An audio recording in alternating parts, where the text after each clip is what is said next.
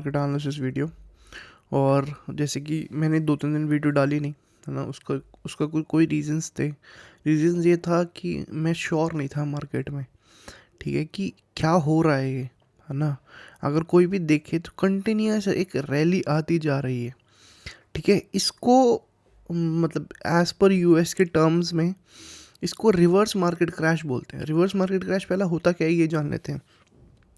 सबसे पहले अगर हम देखते हैं, जैसे कोविड का टाइम था, है ना।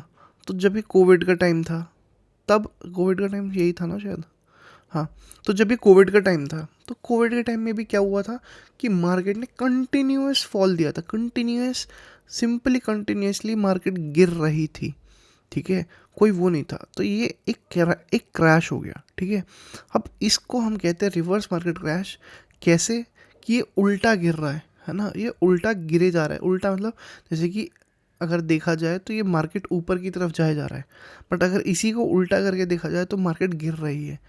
तो इसका एक सिंपल फिनोमेना है कि मार्केट कंटिन्यूसली उठे जा रही है, और ये कब तक उठेगी किसी को नहीं पता, ठीक है। क्योंकि एक बहुत इम्पॉर्टेंट लेवल जो था पहले था कि ये हमारा 21,000, ठीक है। 21,000 हमारा एक बहुत बहुत ही ज़्यादा इम्पोर्टेंट लेवल था। ये हमारा क्रॉस हुआ। मैं 21,000 तक ही सोच रहा था कि मार्केट यहाँ तक जाएगी, फिर उसके बाद एक रीटेस्ट आएगा। जैसे कि अगर यहाँ पर हम देखें, ये वीकली कैंडल है, ठीक है। तो वीकली कैंडल बहुत ज़्यादा बड़ा मोटिव रखता है मार्केट में। मार्केट ने स्ट्रेट अवे अच्छा ब्रेकआउट दिया 21,000 से। मैंने सोचा था एक एक रिवर्स आना चाहिए या करेक्शन आना चाहिए, फिर करेक्शन के बाद इसको लेते हुए फिर ऊपर की तरफ निकलना चाहिए। बट मार्केट में इतनी ज़्यादा बुलिशनेस है कि मार्केट में स्ट्रेट अवे एक स्ट्रेट बुलिशनेस दिखा रही है, ठीक है। तो यही चीज़ सबसे बड़ा वो रख रहा है कि मार्केट में कि हो क्या रहा है, ये कंटिन्यूस रैली किस चीज़ की है ना। अगर हम फ्राइडे की मार्केट भी देखेंगे, फ्राइडे को भी बहुत ही बढ़िया वाला एक वो था मूवमेंट, बहुत ही तगड़ा मूवमेंट था। अब अगर बात करें हम, ठीक है, यहाँ पर, तो अब एक और बहुत ज़्यादा इम्पोर्टेंट लेवल है, वो है हमारा 21,500 का, ठीक है। 21,500 हमारा एक बहुत ही बड़ा इंपॉर्टेंट लेवल है, जो कि मेरे हिसाब से अब अगर मार्केट 21,500 फिर से ब्रेक करता है तो नॉन स्टॉप 22,000 जाएगा ही जाएगा। मैं यहाँ पर दिखा देता हूँ। अगर इसको ब्रेक करता है, ठीक है, तो नॉन स्टॉप मैं फिर से एक पोजिशनल ट्रेड लेकर 22,000 के लिए मैं रेडी रहूँगा। बट अगर यहाँ से एक स्विंग बनाता है तो मोस्ट प्रोबेबली यहाँ तक का करेक्शन आने के बहुत ज़्यादा चांसेस हैं, ठीक है। बट अभी देखते हैं, कल की बात करते हैं, क्योंकि अभी मार्केट का कोई भी लॉन्ग टर्म में प्रेडिक्शन करना थोड़ा मुश्किल है ना। अभी कल की बात करते हैं, कल क्या होने के चांसेस हैं निफ्टी में खासकर, ठीक है। ये हमारा एक बहुत ज़्यादा स्ट्रॉन्ग इम्पॉर्टेंट और स्ट्रॉन्ग लेवल है, जो कि अगर ये ब्रीच होता है, ये टूटता है, तो फिर बहुत ही बड़ा एक मूवमेंट ऊपर साइड या नीचे साइड हम एक्सपेक्ट कर सकते हैं, ठीक है। तो सबसे पहले ये हमारा एक सपोर्ट निकला, ठीक है। ये हमारा एक इम्पॉर्टेंट सपोर्ट है, और ये हमारा एक इम्पॉर्टेंट सपोर्ट है।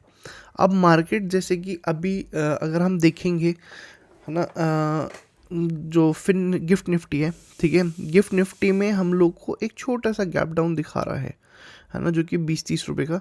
बट अगर देखा जाए, यूएस मार्केट ने एंड में, है ना, एंड में मूवमेंट ऊपर की तरफ दे दिया था, ठीक है, और गिफ्ट निफ्टी बंद हो जाता है जल्दी। तो इसी वजह से हम लोगों को गिफ्ट निफ्टी ने 20-30 रुपये का एक गैप डाउन दिखा रहा है। बट मोस्ट प्रॉब्लली या तो साइडवेज या तो गैप अप खुलने के बहुत ज़्यादा चांसेस है। अगर गैप अप खुलता है 21,500 से, अगर गैप अप खुलता है, फिर से एक बहुत स्पीड वाली रैली आने के बहुत ज़्यादा चांसेस है। उसका मैं अभी रीज़न दिखा दूंगा आप लोगों को, ठीक है। उसका यही एक रीज़न है। अच्छा, मैं दिखा देता हूँ, एक सेकेंड। पहले रीज़न देखते हैं क्यों मैं 21,500 को एक बहुत ज़्यादा बड़ा इंपॉर्टेंट रेजिस्टेंस मान रहा हूँ, ठीक है। अगर हम ये पहले वीकली चार्ट पे देखते हैं, तो वीकली चार्ट पे तो एज सच कुछ भी नहीं है, क्योंकि ये इंट्राडे वाला चार्ट है। अब मंडे को पता चलेगा कि इसमें ये जो है 21,500 की एक ही बार में जो स्ट्राइक है वो बढ़ जाएगी। बट अगर हम मंथली में देखते हैं, पहले पीसीआर देखते हैं।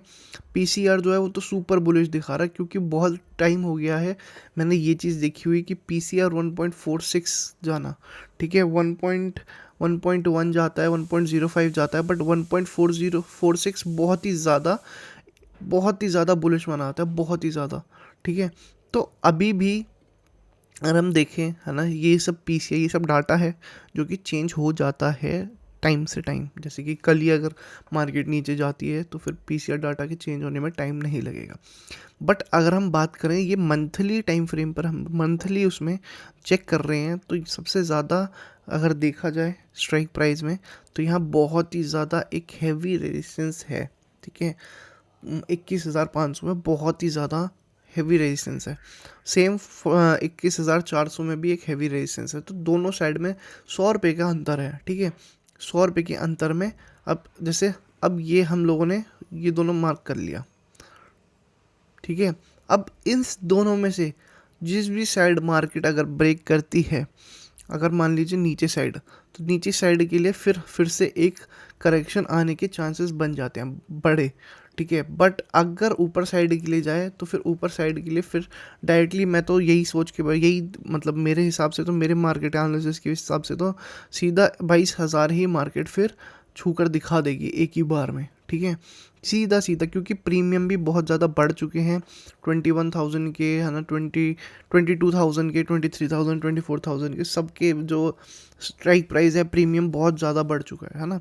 तो वो में भी अब इस चीज़ पर ये एफआईआई ये सब अब सेलिंग करना स्टार्ट करेंगे कॉल ऑप्शंस ऊपर साइड के, जिससे क्योंकि ये बहुत ज़्यादा बढ़ चुका है ना, उन लोगों को ऊपर से वो लोग प्रॉफिट बुकिंग स्टार्ट करेंगे, प्लस वो कॉल शॉर्ट करना स्टार्ट करेंगे मेरे हिसाब से, ठीक है।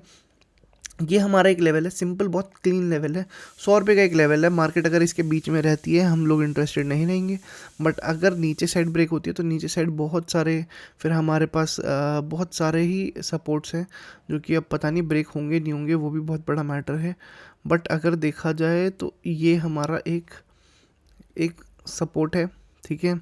फिर उसके बाद ये हमारे सपोर्ट्स हैं, ये हमारा सपोर्ट है। फिर उसके बाद फिर ये हमारा सपोर्ट है,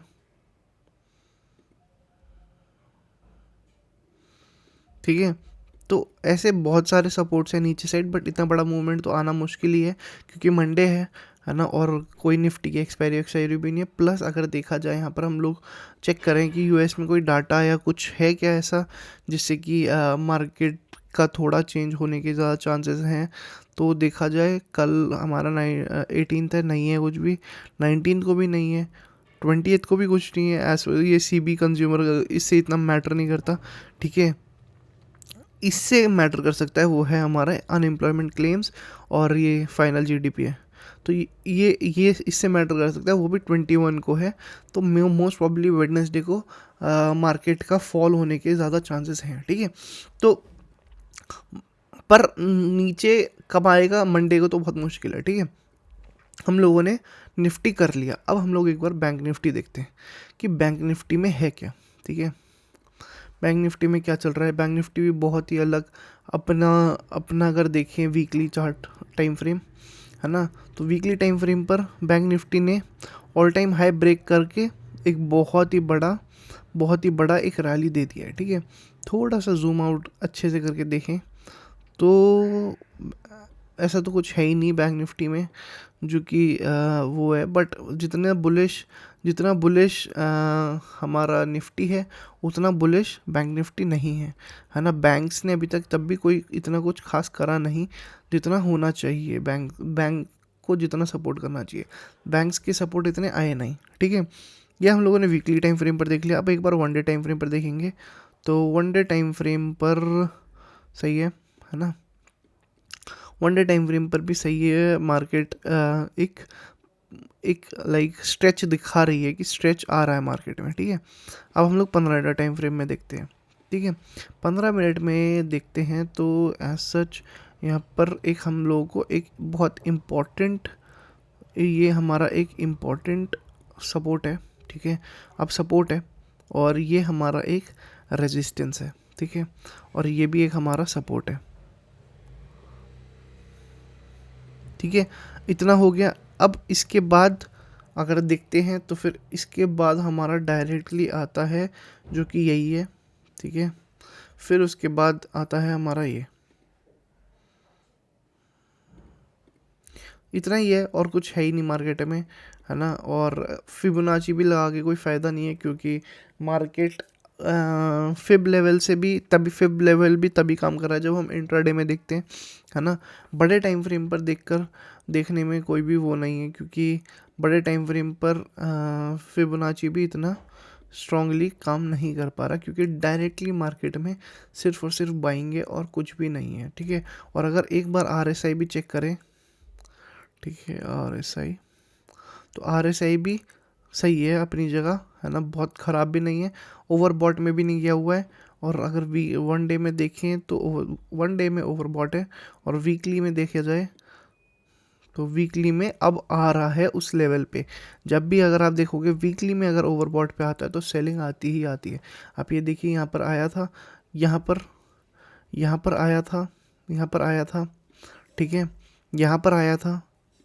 अब टाइम आ रहा है इसका फॉल आने का।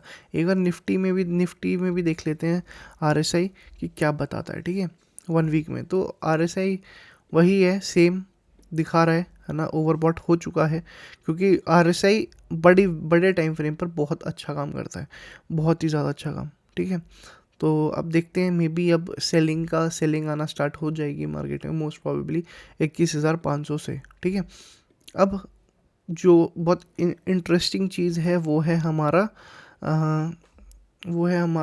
Bank x. ठीक है, बैंक एक्स, और एक बार वो भी दिख रहा है। ठीक है, अब हम लोग एक बार बैंक एक्स और मिड कैप निफ्टी देखेंगे, क्योंकि बैंक एक्स भी बहुत अच्छा, सेम उसकी तरह है, बैंक निफ्टी की तरह, और मज़ा आता है इसमें ट्रेड करने में, ये बहुत बढ़िया।